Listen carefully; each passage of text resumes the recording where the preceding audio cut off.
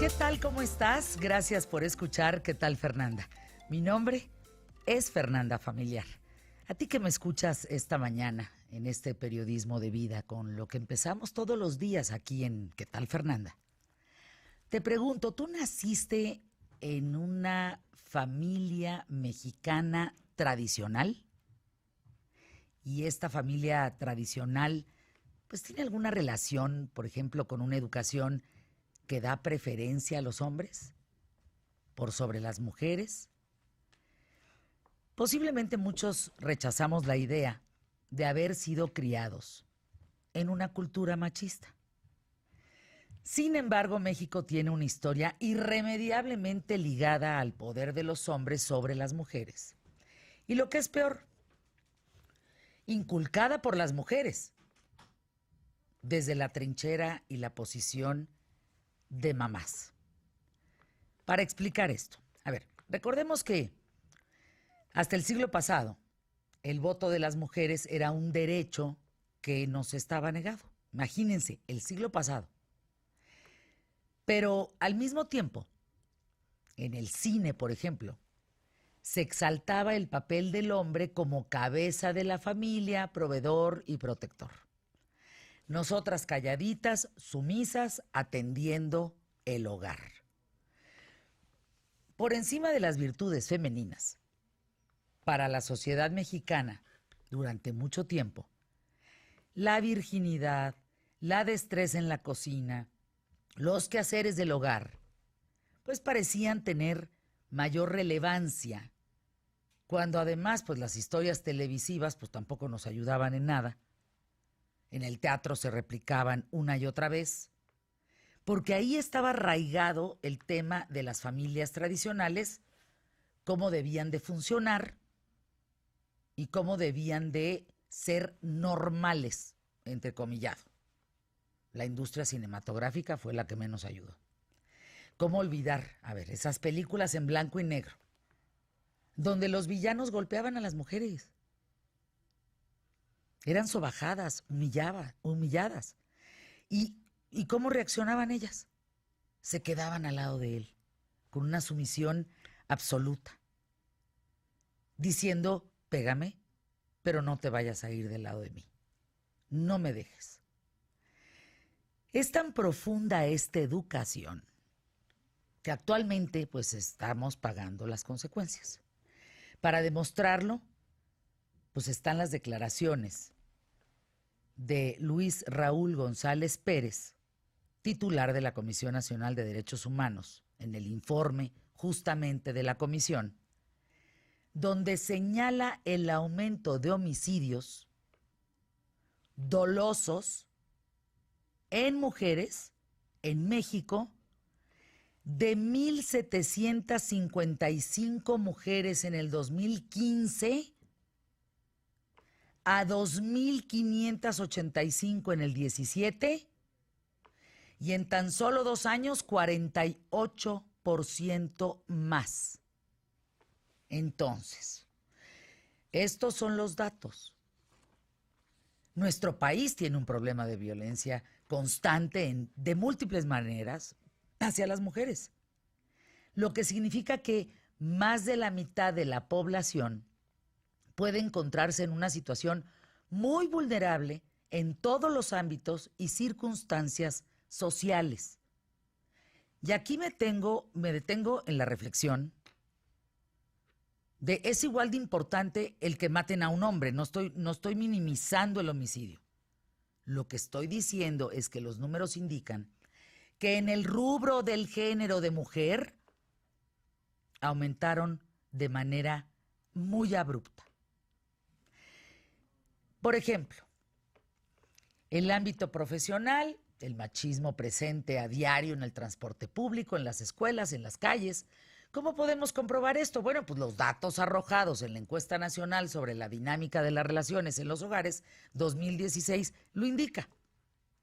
Esta es una encuesta realizada por el INEGI que demostró que 2 de cada 3 mujeres residentes en México han sido víctimas de algún acto de violencia, ya sea emocional, económica, física, profesional, sexual o a través de la discriminación en la escuela, el trabajo, el ámbito comunitario, la familia, en su relación de pareja. Estamos hablando, para entendernos muy bien, del 66% de las mujeres en México.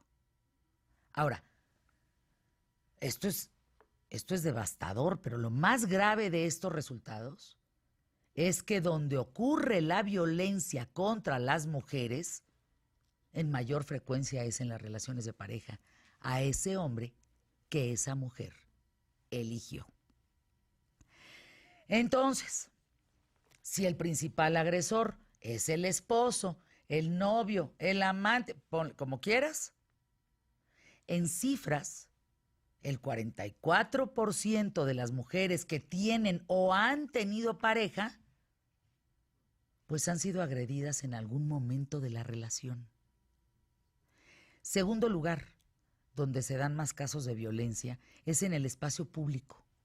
Sí, metro, transporte público, taxis, parques, calles, donde el 39% de las mujeres hemos sido víctimas de actos de violencia por parte de desconocidos, sobre todo de índole sexual, donde el 35% sufrió intimidación, acoso, abuso o violación. En el trabajo, los tipos de violencia más frecuentes son la discriminación, agresiones sexuales, amedrentaciones, amenazas y bueno, las de tipo emocional como humillaciones, degradación, intimidación, etc. El problema es que esta violencia ocurre en muchos casos y no la vemos o no la queremos ver, como de manera inconsciente, pues, ¿no? Lo que entonces implica que tampoco se tomen medidas para erradicarla. O somos una sociedad tan machista en ese sentido que pues aunque la vemos, nos hacemos tarugos, ¿no? Porque pues esa insensibilización pues se originó desde el seno de la familia, en nuestra educación. Y eso pues nos impide hacer algo porque creemos que está bien. Paréntesis de los datos. Yo tengo un grupo de hermanas amigas, ¿sí? Son 4 mujeres y 2 hombres. Es una familia. Ellas nacieron no en la Ciudad de México, por el Bajío, para poner menos datos en ese sentido. Lo importante es que ellas están educadas al 100% para atenderlos. En las condiciones que ellas estén.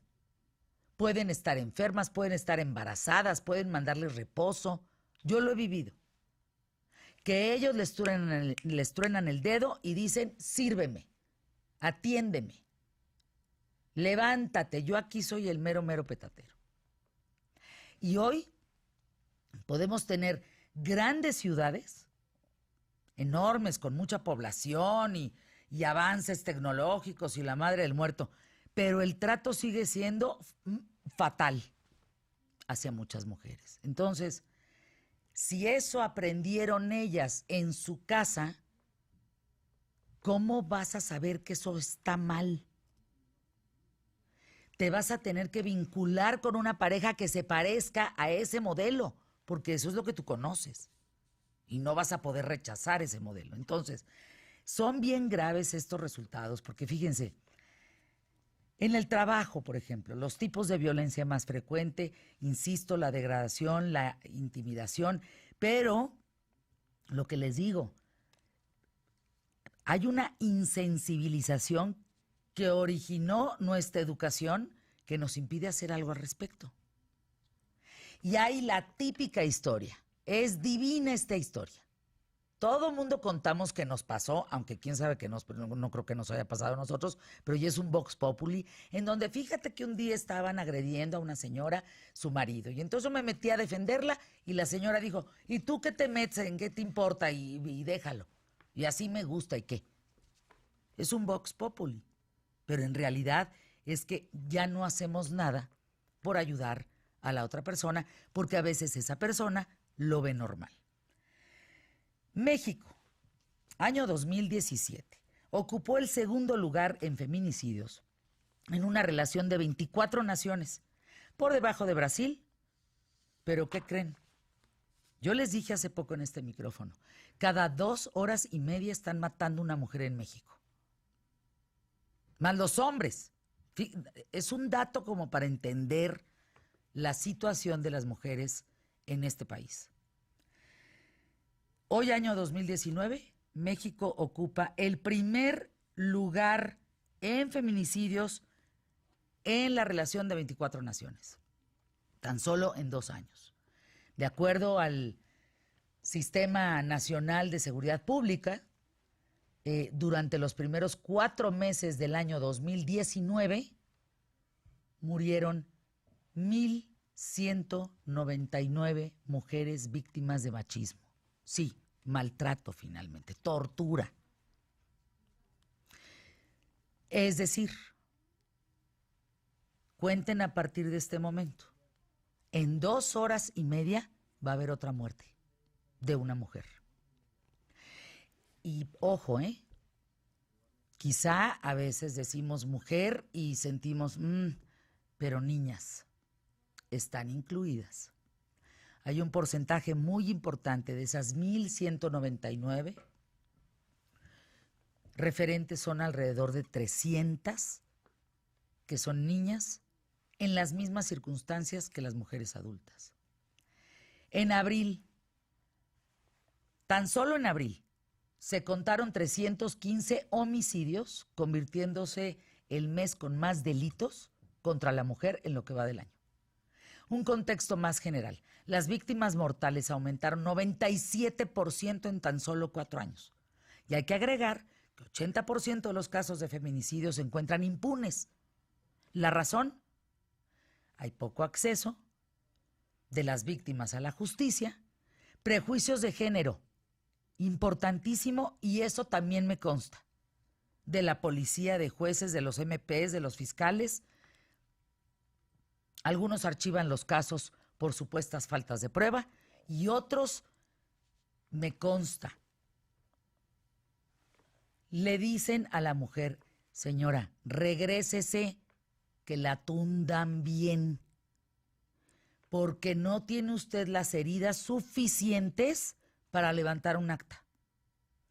Entonces, nada más este año, estamos hablando que el primer cuatrimestre, enero, febrero, marzo, abril, ya vamos en junio, ha sido tanto el inicio de año como el primer cuatrimestre más sangriento para niñas y adolescentes, porque estás hablando que alrededor de un 20% de ese número perdieron la vida. ¿En qué estado se concentra más el feminicidio?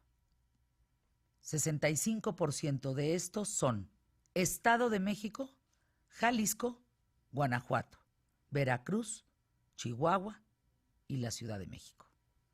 Pero antes, y recuérdenlo, era Oaxaca, Estado de México, Morelos.